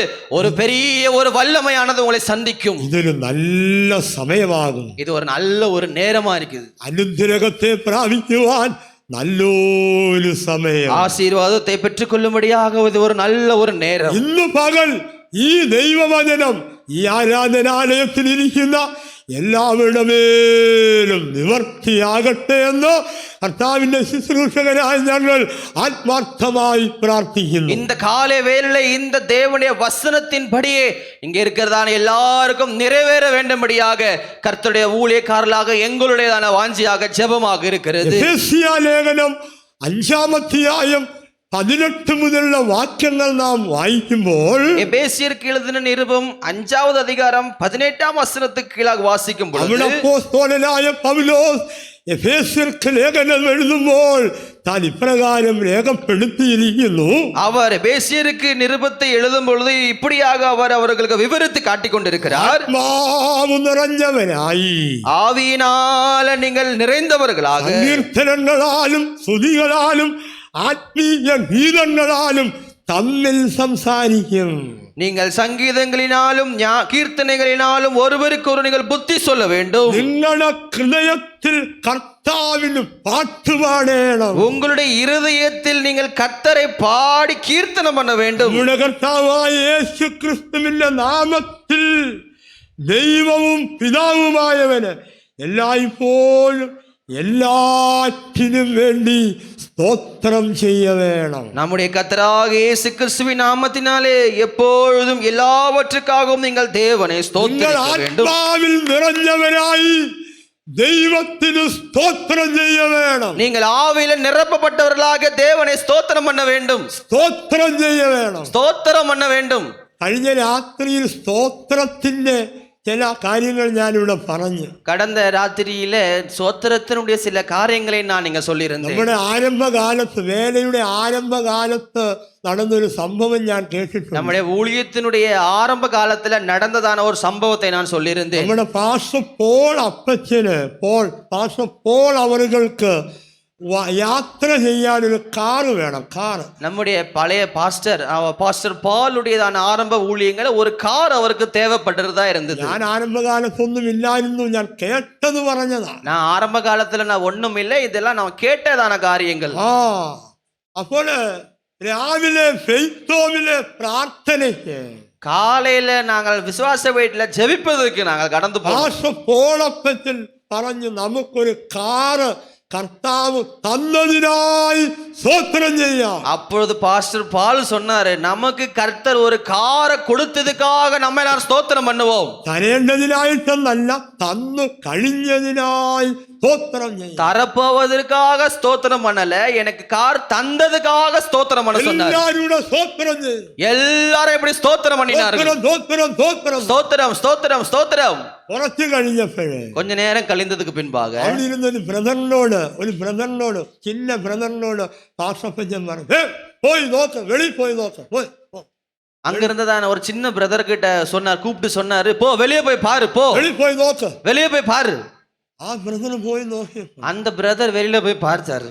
അവിടെ ഒരു കാറ് കിടക്കുന്നു. அங்க ஒரு கார் இருந்தது. അവിടെ ഒരു കാറ് കിടക്കുന്നു. அந்த இடத்துல ஒரு கார் நின்னுட்டு இருக்குது. ഇത് സിലോൺ പെന്തക്കോസ്ത് മിഷന്റെ ആരംഭകാലത്ത് നടന്ന സംഭവം. இது சிலோன் பெந்தகோஸ்து மிஷனுடையதான ஆரம்ப காலத்துல நடந்ததான ஒரு ഞാൻ சம்பவம். കേട്ട കാര്യം, நான் கேட்டதான காரியம். കാറ് വേണം, ദൈവം തന്നു, വിശ്വാസത്തോടെ സ്തോത്രം ചെയ്തു. ആരെ കാറ് കൊണ്ട് അവിടെ ഇട്ടാ? கார் வேணும், விசுவாசத்தோட கார் தந்ததுக்காக ஸ்தோத்திரம் பண்ணாங்க. யாரு காரை கொண்டு வந்து நிறுத்தினது? ആര് കൊടുത്തു കാറ്? யார் அந்த இடத்துல காரை கொண்டு வந்து நிறுத்தினது? ചില ഇരിപ്പ് കണ്ടിട്ട് വിശ്വസിക്കുന്ന പോലുമില്ല. இப்ப இருக்கிறவங்க பார்த்தா விசுவாசிக்கிறது போல இல்ல. விசுவாசிங்க. കാറ് ദൈവം കൊണ്ട് ഫെയ്ത്തോം കോമ്പൗണ്ടിൽ കൊണ്ടിട്ടു. காரை கர்த்தர் ஃபெய்த்தோம் காம்பவுண்டுக்குள்ள கொண்டு வந்து நிறுத்தினார். ഇത് നടന്ന സംഭവം. இது நடந்த சம்பவம். പ്രിയ ദൈവത്തിന്റെ ജനമേ, பிரியமான தேவனுடைய ஜனமே, നമ്മുടെ വിശുദ്ധന്മാർ കാട്ടിത്തന്ന വിശ്വാസം അതാണ്. நம்முடைய பரிசுத்தவான்கள் காட்டி தந்ததான விசுவாச பாதை இது. നമ്മുടെ പൂർവ്വ പിതാക്കന്മാർ കാണിച്ചു തന്ന വഴി അതാണ്. நம்முடைய பூர்வ பிதாக்கள் காட்டினதான வழி இதுதான். ഇന്നൊരു കാറ് വേണം, എന്തോ ചെയ്യും? உங்களுக்கு ஒரு கார் வேணும்னா நீங்க என்ன செய்வீங்க? 10 പേരോട് പറയും, 10 பேர்கிட்ட சொல்லுவீங்க. ഇല്ല ബാങ്കിൽ പോയി ലോൺ എടുക്കും, இல்ல பேங்குக்கு போய் லோன் எடுப்பீங்க. ഇതൊന്നും വേണ്ട. இது ஒண்ணுமே வேணாம். ദൈവം തന്നതിനായി സ്തോത്രം. கர்த்தர் எனக்கு கொடுத்ததுக்காக ஸ்தோத்திரம் സ്തോത്രം ஸ்தோத்திரம் സ്തോത്രം. ஸ்தோத்திரம். ദൈവം തരും. கர்த்தர் நிச்சயமா தருவார். ഞാൻ പത്തനംതിട്ട ഫെയ്ത്തോമിന് വന്നപ്പോൾ, நான் பத்தனத்திட்டா ஃபெய்த்தோமுக்கு வந்தபோது ഞാൻ ആയിരുന്ന സഭയിൽ നിന്ന് ഈ പത്തനംതിട്ട ഫെയ്ത്ത് ആദ്യമായിട്ട് വരിക. நான் இருந்ததான சபையை விட்டு பத்தனத்திட்ட ஃபெய்த்தோமுக்கு முதலாவது அப்பதான் வருகிறேன். എൻ്റെ കയ്യിൽ ഒന്നുമില്ല. என் கையில இப்போ அப்போ ஒண்ணுமே இல்ல. 2 ആഴ്ച കഴിഞ്ഞപ്പോൾ 1 രൂപ പോലും ഇല്ല. 2 வாரம் முடிஞ்சிருச்சு, ஆனா என் கையில 1 ரூபா கூட இல்ல. സിസ്റ്റേഴ്സ് വന്ന് പറഞ്ഞു, ബ്രദർ ഇവിടെ പ്രൊവിഷൻ ഒന്നുമില്ല, മേടിക്കണം. அப்போ சகோதரிமார்கள் வந்து சொன்னாங்க, பிரதர் இப்போ வீட்டுல மல்லிகை சாமான் வாங்குறதுக்கு இப்போ எதுவுமே இல்ல. 1 രൂപ പോലും ഇല്ല. 1 രൂപ ഇല്ല. 1 ரூபா கூட இல்ல. ഞാൻ പറഞ്ഞില്ല എൻ്റെ പൈസ ഒന്നുമില്ലെന്ന് ഞാൻ പറഞ്ഞു. நான் சொல்லிட்டேன் என் கையில பைசா எதுவுமே இல்ல. நான் ഞാൻ சொல்லிட்டேன். മുറിക്കകത്ത് പോയി കഥ അടച്ച് நான் கொஞ்சம் போய் நான் என்னோட கதவை அடைச்சி കരഞ്ഞു. அழுதேன். ദൈവമേ, നീയാണല്ലോ എന്നെ അയച്ചത്. ஆண்டவரே, நீங்க தானே என்னை அழைத்து வந்தீங்க. നീ അല്ലാതെ എനിക്ക് ആരുമില്ല. நீங்க எல்லாவற்றையும் உடையவர்கள். നീ അല്ലാതെ ആരും എനിക്കില്ല. நீங்க இல்லாம எனக்கு யாருமே இல்லை. ഞാൻ കരഞ്ഞു, நான் அழுதேன். പൊട്ടി കരഞ്ഞു. நான் ഉடைக்கப்பட்டு എന്ത് அழுதேன். ചെയ്യും? എന്ത് ചെയ്യും? அப்ப நான் என்ன செய்வேன்? 1 മണിക്കൂർ കഴിഞ്ഞപ്പോൾ 1 மணி நேரம் அந்த இடத்துல கழிந்த பின்பாக എനിക്ക് ഒരു പരിചയമില്ലാത്ത ഒരാൾ എന്നെ കാണാൻ വന്നു. பத்தனத்திட்ட ஃபெய்த்தோமுக்கு எனக்கு ஒருபோது அறிமுகமானாத ஒரு ஆள் என்னை பார்க்க வருகிறார். ഞാൻ അദ്ദേഹത്തെ കണ്ടിട്ട് പോലുമില്ല. நான் அந்த மனுஷரை ஒரு நாளும் பார்த்தது கூட கிடையாது. എന്നോട് സംസാരിച്ചു, ഞാൻ പ്രാർത്ഥിച്ചു വിട്ടു. என்னோட அவர் பேசினார். நான் பேசினதுக்கு முன்னாக நான் ஜெபித்து விட்டுட்டேன். 4 മണിയായി. 4 மணி ஆயிற்று. അദ്ദേഹം പിന്നെയും വന്നു. அவர் திரும்பவுமாக வந்தார்.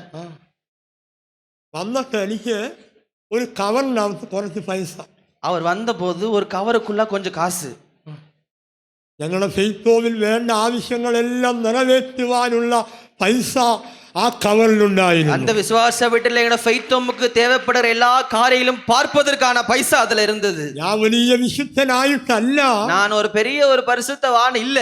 ഞങ്ങൾക്ക് മുമ്പിൽ നിൽക്കുന്ന വിശുദ്ധന്മാരെ ഓർത്ത് ഞങ്ങൾക്ക് വേണ്ടി ചെയ്യുന്നു. எங்களுக்கு முன்பாக இருக்கிறதான பரிசுத்தவான்கள் பாதையை நாங்கள் நினைத்து நாங்கள் செய்கிறோம். പ്രതിഷ്ഠയോടെ ജീവിക്കുന്ന, ത്യാഗത്തോടെ ജീവിക്കുന്ന വിശുദ്ധന്മാരെ നടത്തിപ്പുകാരാക്കി ഞങ്ങളുടെ മുൻപിൽ ദൈവം വെച്ചിരിക്കുന്നു. பரிசுத்தத்தோட தியாகத்தோட பரிசுத்தமாக இருக்கிறதான ஊழியக்கார பரிசுத்தவான்கள் எங்களுக்கு முன்பாக கர்த்தர் வைத்திருக்கிறார். അവരെ ഓർത്ത് ദൈവം ചെയ്യുന്നു. அவர்களை நினைத்து கர்த்தர் செய்து கொண்டிருக்கிறார். ഞങ്ങൾക്കൊന്നുമില്ല, எங்களுக்கு ஒண்ணும் இல்ல. എനിക്ക് പറയാൻ ഒന്നുമില്ല. எனக்கு சொல்றதுக்கு ஒண்ணுமே இல்ல. എല്ലാം ദൈവത്തിന്റെ കരുണയാ. எல்லாம் தேவனுடைய இரக்கமா இருக்கிறது. നിങ്ങളുടെ തുരുത്തി പുതുതാക്കപ്പെടട്ടെ. உங்களுடைய துருத்திகள் புதிதாக்கப்படட்டும். എന്തെല്ലാം വന്നാലും യേശു മതി എന്ന് പറയുവീൻ. என்ன வந்தாலும் இயேசு எனக்கு போதும்னு நீங்க சொல்ல வேண்டும். സ്വർഗ്ഗത്തിലെ കിളിവാതിലുകൾ അവൻ നിങ്ങൾക്ക് തുറന്നു തരും. பரலோகத்தினுடைய வாசல்களை பலகணிகளை உங்களுக்கு கர்த்தர் திறந்து தருவார். യേശു മതി. இயேசு எனக்கு போதும். കൊട്ടാരക്കര സെന്ററില് ഒരു സിസ്റ്റർ ഉണ്ടായിരുന്നു. கொட்டாரக்கரை சென்டர்ல ஒரு சகோதரி அங்க இருந்தாங்க. അവരുടെ പേരെന്താണെന്നറിയാമോ? அவங்க பேர் என்னன்னு தெரியுமா? യേശു മതി. இயேசு போதும். എന്നാ പേര്? என்ன பேரு? യേശു മതി. இயேசு போதும். ഇവിടെ പട്ടാഭിനത്ത് യേശു മതി ഉണ്ടോ? இங்க பட்டாபுராமல இயேசு போதும்னு யாராவது இருக்கிறீங்களா? എല്ലാവരും യേശു മതിയാ. எல்லாருக்கும் இயேசு போதுமானவர். ഇന്ന് പകൽ നിങ്ങളുടെ പേര് മാറ്റണം. യേശു മതി. இந்த காலை வேளை இயேசு போதும்னு உங்க பேர் மாற்றப்படணும். നിങ്ങളുടെ പേരെന്നാ? இயேசு மதி. നിങ്ങളുടെ പേരെന്നാ? உங்க பேர் என்ன? ആരെന്തിനും നിങ്ങളുടെ പേരെന്താന്ന് ചോദിക്കുമ്പോ എന്താ പറയണം? யாராவது உங்க பேர் என்னன்னு கேட்கும் போது நீங்க என்ன சொல்லணும்? എന്റെ പേര് യേശു മതി. என் பேர் இயேசு மதி. ദൈവത്തിന് സ്തോത്രം. கர்த்தருக்கு ஸ்தோத்திரம். യേശു മതികൾ എല്ലാവരും ഹല്ലേലൂയ சொல்லு. இயேசு மதி எல்லாம் ஒரு அல்லேலூயா சொல்லுங்க. ഹല്ലേലൂയ. ദൈവത്തിന് സ്തോത്രം. கர்த்தருக்கு ஸ்தோத்திரம். എന്റെ നീതിമാൻ വിശ്വാസത്താൽ ജീവിക്കും. என் நீதிமான் விசுவாசத்தால നിങ്ങൾ വന്നിരിക്കുന്ന ഈ സഭ ദൈവത്തിന്റെ സഭയാണ്. இப்பொழுது எங்க இருக்கிறதா கர்த்தருடைய சபை, அது கர்த்தருடைய சபையாக നിങ്ങൾ വന്നിരിക്കുന്ന ഈ കൂട്ടായ്മ ദൈവത്തിന്റെ കൂട്ടായ്മയാണ്. இங்கே வந்திருக்கிறதான கூட்டங்கள் தேவனுடைய கூட்டமாக இருக்க வேண்டும். നിങ്ങൾക്ക് അബദ്ധം പറ്റിയിട്ടില്ല. நீங்கள் எல்லாரும் தகர்க்கப்பட்டவர்கள் அல்ல. നിങ്ങൾക്ക് അബദ്ധം പറ്റിയിട്ടില്ല. അബദ്ധം നിങ്ങൾക്ക് തെറ്റ് പറ്റിയിട്ടില്ല. நீங்க உங்களை யாருக்கும் ஆண்டவர் தீமை செய்கிறவர்கள். നിങ്ങൾ വന്നിരിക്കുന്ന സ്ഥലം യഥാർത്ഥ സ്ഥലത്ത് തന്നെയാണ്. நீங்கள் வந்திருக்கிறதான இடம் ஒரு நல்ல ஒரு ஆசீர்வதிக்கப்பட்ட நன்மைக்குரியதான ஒரு இடம். இவ்விடம் நிலநிற்குவீர். இங்க நீங்கள் நிலை நின்று கொள்ளுங்கள். சுத்தவான்களோடு சேர்ந்திருப்பீர். பரிசுத்தவான்களோட சேர்ந்து கொள்ளுங்கள். ஒன்றாயிருப்பீர். ஒன்றாக இருங்கள். ஒரு அப்பமாயிருப்பீர். ஒரே அப்பமாக நீங்கள் ஒரு இருங்கள். அப்பத்தின் அம்சிகளாயிருப்பீர். ஒரு அப்பங்களுடைய அவைகளாக இருங்கள். ഒരു ദോഷവും നിങ്ങൾക്ക് ഭവിക്കുകയില്ല. ஒரு தீமையும் உங்களுக்கு சம்பவிக்காது. ദൈവത്തിന് മഹത്വമുണ്ടാകും. கர்த்தருக்கு மகிமை உண்டாவதாக. മൂന്നാമതായി மூணாவதாக വീഞ്ഞ് திராட்சரசம் അത് പാനീയ യാഗമായി അർപ്പിക്കുന്നതിനെ കാണിക്കണം. அது பான பலியாக ஊற்றப்படுகிறதுக்கு அடையாளமாக இருக்கிறது. 2 തിമോത്തിയോസ് 4-ാം അധ്യായം 6-ാം വാക്യത്തിൽ 2 தீமோத்தேயு 6வது அதிகாரம் 4வது வசனத்தில் അപ്പോസ്തലനായ പൗൽ എന്താണ് പറയുന്നത്? அப்போஸ்தலனாகிய பவுல் எங்க என்ன சொல்லுகிறார்? ஏனென்றால் நான் இப்பொழுதே பானபலியாக வார்க்கப்பட்டு போகிறேன். நான் தேகத்தை விட்டு பிரியும் காலம் ഞാനോ வந்தது. ഞാനോ ഇപ്പോൾ തന്നെ പാനീയ യാഗമായി ഒഴിക്കപ്പെടുന്നു.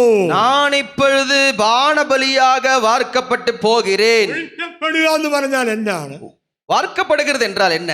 ഈ കപ്പിലെ വെള്ളം ഞാൻ ഇവിടെ നിലത്തൊഴിച്ചാല് இந்த கப்பல இருக்கிற தண்ணியை நான் இப்பொழுது ஊற்றப்படும் போது അവിടെ വെള്ളം കാണത്തില്ല. ആ വെള്ളം മുഴുവൻ அதுக்குள்ள தண்ணி இருக்காது. தண்ணி எல்லாம் கீழே ஊற்றப்பட்டிருக்கும். ബാക്കി ഇല്ല. எந்த விதமான கொஞ்சம் தண்ணி கூட இருக்காது. ഒഴിക്കപ്പെടുക എന്ന് പറഞ്ഞ ബാക്കി ഇല്ല.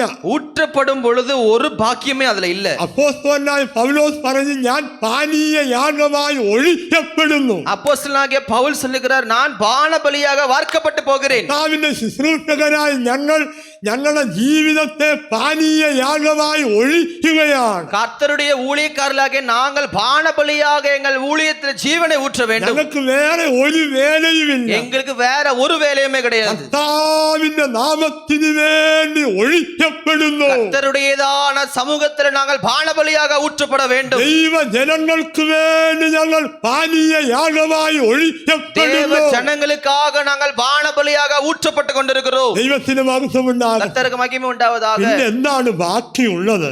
பின்ன பாக்கி இருக்கிற காரியங்கள் നമ്മൾ என்ன? മരിച്ചു കഴിയുമ്പോൾ நாம் மரித்ததுக்கு பின்பாக നമ്മെക്കുറിച്ചുള്ള നല്ല കാര്യങ്ങൾ മറ്റുള്ളവർ തലമുറ പറയണം. நம்மை குறித்ததான நல்ல காரியங்களை தலைமுறைகள் பேசும். യേശുവിനെ കുറിച്ച് പറയുന്നു. இயேசுவை குறித்து பேசுவாங்க. പൗലോസ് അപ്പോസ്തലന്മാരെ കുറിച്ച് നമ്മൾ ഇപ്പോഴും പറഞ്ഞുകൊണ്ടിരിക്കുന്നു. அப்போஸ்தலர்களை குறித்து நாம எப்பவுமே பேசிக்கொண்டுதான் இருக்கிறோம். പോളിനെ കുറിച്ച് പറയുന്നു. பாஸ்டர் பவுலை குறித்து பேசிக் கொண்டிருக்கிறோம். എന്താണ് കാരണം? என்ன காரணம்? അവർ പാനീയ യാഗമായി തീർന്നിരിക്കുന്നു. அவர்கள் எல்லாரும் பான பலியாக வாற்றப்பட்டிருக்கிறார்கள். ദാനിയേൽ, യോസഫ്, അപ്പോസ്തലന്മാരെ കുറിച്ചൊക്കെ നാം ഇപ്പോഴും പറയുവാൻ കാരണം എന്നാണ്? அவர்களுடையதான ஊழியத்தினுடைய ஊற்றப்படுதல் இப்ப நம்ம சொல்லிக் கொண்டிருக்க காரணம் என்ன? അവർ ദൈവത്തിനായി എരിഞ്ഞ് പാനീയ യാഗമായി തീർന്നു. அவர்கள் தேவனுக்காக அவர்கள் எழுந்து செய்து அவர்கள் பானபலியாக ஊற்றப்பட்டிருக்கிறார்கள். ജീവിതവും അങ്ങനെയായിരിക്കും. நம்முடைய வாழ்க்கையும் அப்படிதான் இருக்க வேண்டும். കാനാവിലെ കല്യാണത്തിൽ യേശു വെള്ളത്തെ വീഞ്ഞാക്കി. கானாவூர் கல்யாணத்துல இயேசு தண்ணீரை திராட்சரசமாக மாற்றினார். ദൈവത്തിന് സ്തോത്രം. கர்த்தருக்கு ஸ்தோத்திரம். ഒരു മണവും രുചിയും ഒന്നുമില്ലാത്ത വെള്ളത്തെ മണവും രുചിയുമുള്ള വീഞ്ഞാക്കി തീർത്തു. ஒரு குணமும் ஒரு ருசியும் இல்லாத சாதாரண தண்ணியை அவர் ருசியுள்ள திராட்சரசமாக மாற்றினார். ഇന്ന് പകൽക്കാലം ദൈവം നമ്മെ ഒരു രുചിയുള്ള വീഞ്ഞാക്കി തീർക്കുവാൻ പോകുന്നു. காலை வேளையில நம்மளை கர்த்தர் ருசியுள்ள திராட்சரசமாக மாற்ற போகிறார். നിങ്ങളെ ആർക്കും വേണ്ടാന്ന് നിങ്ങൾ പറയുന്നുണ്ടോ? யாருக்காச்சும் நீங்க வேண்டான்னு சொல்லுறீங்களா? എന്നാൽ ഇന്ന് ഈ ആരാധന കഴിയുമ്പോൾ, இன்றைக்கு ஆராதனை முடியறதுக்கு முன்பாக കർത്തൃമേശയിൽ പങ്കെടുക്കുമ്പോൾ, கர்த்தருடைய பந்தியில நீங்கள் பங்கு பெறும்போது നിങ്ങളൊരു പുതിയ തുരുത്തിയാക്കപ്പെടുന്നു. நீங்கள் ஒரு புதிய துருத்தியாக வார்க்கப்பட നിങ്ങളുടെ வேண்டும். സ്വഭാവം മാറ്റപ്പെടുന്നു. உங்களுடைய சுபாவம் மாற்றப்பட வேண்டும். നിങ്ങളുടെ ഹൃദയം മാറ്റപ്പെടുന്നു. உங்களுடைய இருதயம் மாற்றப்படுகிறது. നിങ്ങളുടെ ജീവിതം മാറ്റപ്പെടുന്നു. உங்களுடைய ஜீவியம் வாழ்க்கை மாற்றப்படுகிறது. നിങ്ങളൊരു പുതിയ പുതിയ വ്യക്തിയായി മാറുന്നു. நீங்கள் ஒரு புதிய ஒரு மனுஷனாக மாறுவீர்கள். നിങ്ങളുടെ സംസാരത്തിൽ, இதுல பேச்சு வழக்குல, നിങ്ങളുടെ നോട്ടത്തിൽ, உங்களுடையதான ஓட்டத்துல, നിങ്ങളുടെ നടപ്പിൽ, உங்களுடைய நடக்கையில, നിങ്ങളുടെ നോട്ടത്തിൽ, உங்களுடையதான பார்வையில, നോട്ടത്തിൽ എല്ലാവരും വ്യത്യാസം, எல்லாத்திலும் ஒரு மாதிரியாக இருப்பீர்கள். എല്ലാവരും വ്യത്യാസം. நல்ல ஒரு வித்தியாசம் உள்ளவர்களாக ഇന്ന് இருப்பீர்கள். ആരാധന കഴിഞ്ഞ് വീട്ടിൽ ചെല്ലും, இன்னைக்கு ஆராதனை கழிந்து நீங்க வீட்டுக்கு போகும்போது, റോഡേ കൂടെ നടന്നു പോകും, அப்படியே நீங்க ரோட்ல நடந்து போகும்போது, അങ്ങോട്ട് പോയ ആളല്ലല്ലോ, എന്തോ പറ്റി. அங்க இருக்கிறவங்க எல்லாரும் பார்த்து இது யார் இந்த மனுஷன், രാവിലെ നമ്മൾ തമ്മിൽ കണ്ടതാന്നല്ലോ, രാവിലെ നമ്മൾ തമ്മിൽ കണ്ടല്ലോ, காலையில இவரை நாம பார்த்தோம்ல, ഇപ്പൊ എന്തോ ഒരു മാറ്റം. இப்ப ஏதோ ஒரு மாற்றம் இருக்கிறது. ഞാൻ പുതിയ തുരുത്തിയാണ്, பரவாயில்ல, இப்ப நல்ல ஒரு புதிய ஒரு துருத்தியாக ഞാൻ இருக்கிறார். പുതിയ തുരുത്തിയാണ്. நல்ல ஒரு புதிய துருத்தியாக இருக்கிறார். വീട്ടിൽ ചെല്ലുമ്പോഴ് வீட்டுக்கு போகும்போது അവിടെ ഇരിക്കുന്നവർ ചോദിക്കും, എന്തോ പറ്റി നിനക്ക്? அங்க இருக்கிறவங்க கேட்பாங்க, என்னாச்சு உனக்கு? ഓ എന്തോ പറഞ്ഞാലും അതിന് മറുപടി പറയുന്ന ആളാ. அவர் என்ன சொன்னாலும் திரும்பி பேசுகிறதான ஒரு ஆள். ഇപ്പൊ എന്തോ പറഞ്ഞിട്ട് സോത്രം പറയും, ஆனா இப்ப என்ன பேசினாலும் சோத்திரம் பண்ணிட்டே இருக்கிறாரு. പറയുന്നില്ല. என்ன காரியம், എന്നെ പറ്റി, என்னாச்சு, എന്നെ പറ്റി നിനക്ക്? என்ன பிரச்சனை உனக்கு? എന്തോ പറയണം? என்ன சொல்லணும்? ഞാൻ പുതിയതായി, நான் இப்ப புதுசா மாற்றப்பட்டுட்டேன், പുതിയ തുരുത്തിയായി, நான் ஒரு புதிய ஒரு திருத்தியா மாற்றப்பட்டுட்டேன், പുതിയ വീഞ്ഞെന്റെ മേൽ വന്നു. புதிய திராட்சரசம் என் மேல வந்தது. 2 ദിവസത്തേക്കല്ല കേട്ടോ, 2 நாள் நீங்க മരണപര്യന്തം, மரண பரியந்தம் அது இருக்க வேண்டும். യേശു വരുന്നത് വരെ, இயேசு வருகிற நாள் வரைக்கும் പുതിയത് പുതിയത് പുതിയത്, புதிதாக புதிதாக புதிதாக. ഹല്ലേലൂയ. ஹல்லேலூயா. അടുത്തത് അവസാനമായി கடைசியாக காரியம், நாலாவது വീഞ്ഞിന്റെ മറ്റൊരു അനുഭവം. திராட்சரசுடையதான மற்ற ஒரு காரியம். വീഞ്ഞ് ജയമെടുത്തവർക്കുള്ള പ്രതിഫലമാണ്. இந்த திராட்சரசம் ஜெயம் பெற்றவர்களுக்குரியதான ஒரு பிரதிபலனாக இருக்கிறது. പ്രതിഫലത്തെ കാണിക്കുന്നു വീഞ്ഞ്, பிரதிபலனை காட்டுகிறது இந்த திராட்சரசம். ഞാൻ ചുരുക്കട്ടെ. நான் சுருக்கமாக ഉൽപ്പത്തി சொல்லுகிறேன். പുസ്തകത്തിൽ നാം വായിക്കുമ്പോൾ ஆதியாகமம் புஸ்தகத்தை நாம் வாசிக்கும் போது, അബ്രഹാം യുദ്ധം കഴിഞ്ഞ് വന്നപ്പോ, ஆபிரகாம் யுத்தம் செய்து பின்பாக கடந்து வரும்போது, യുദ്ധം കഴിഞ്ഞ് ജയിച്ചു വന്നപ്പോ, யுத்தம் முடிந்து ஜெயாளியாக அவர் கடந்து வந்தார். மெல்கிசதேக்கு അബ്രഹാമിന് എന്നാ കൊടുത്തതെന്നറിയാമോ? ஆபிரகாமுக்கு என்ன கொடுத்தார் தெரியுமா? എന്നാ കൊടുത്ത? என்ன கொடுத்தார்?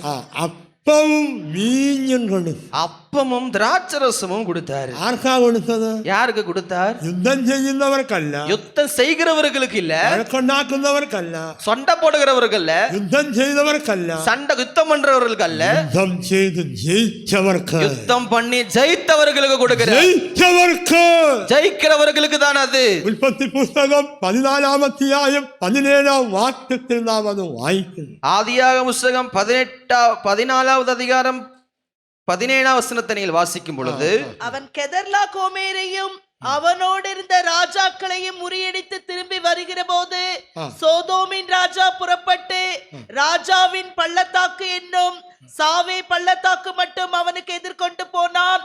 அன்றியும் உன்னதமான தேவனுடைய ஆசாரியனாயிருந்த சாலேமின் ராஜாவாகிய மெல்கிசதேக்கு அப்பமும் திராட்சரசமும் கொண்டு வந்து அவனை ஆசீர்வதித்து வானத்தையும் பூமியும் உடையவராகிய உன்னதமான தேவனுடைய ஆசீர்வாதம்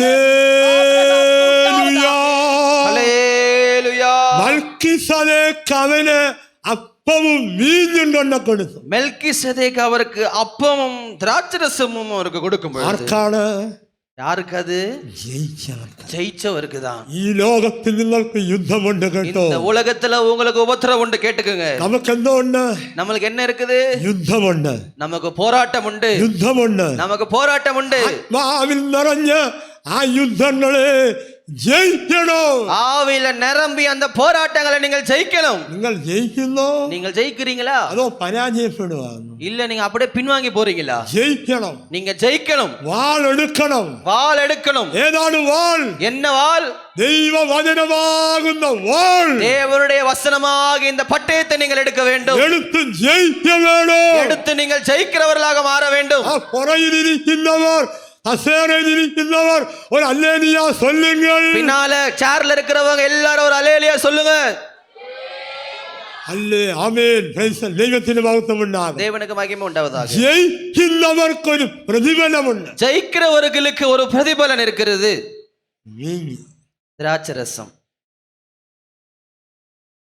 വെളിപ്പാട് പുസ്തകത്തില് வெளிப்பாடு விசேஷத்துல ജയിക്കുന്നവർക്കുള്ള അതേ അനേക പ്രതിഫലത്തെ കുറിച്ച് നാം വായിക്കും. ஜெயிக்கிறவர்களுக்குரியதான பிரதிபலன்களை நாம் அங்க பார்க்கிறோம். വാക്യം വായിക്കുന്നില്ല, സമയം പോയി. நேரம் இல்லாததுனால வாசிக்க வேண்டாம். ഒന്ന് ജീവജലത്തിന്റെ ഫലം തിന്മാൻ കൊടുക്കും. ஒன்னு ஜீவ விருட்சத்தினுடையதான பழத்தை புசிக்க கொடுக்கிறார். അവർക്ക് ദോഷം വരികയില്ല. அதுல எந்த தீமையும் வராது.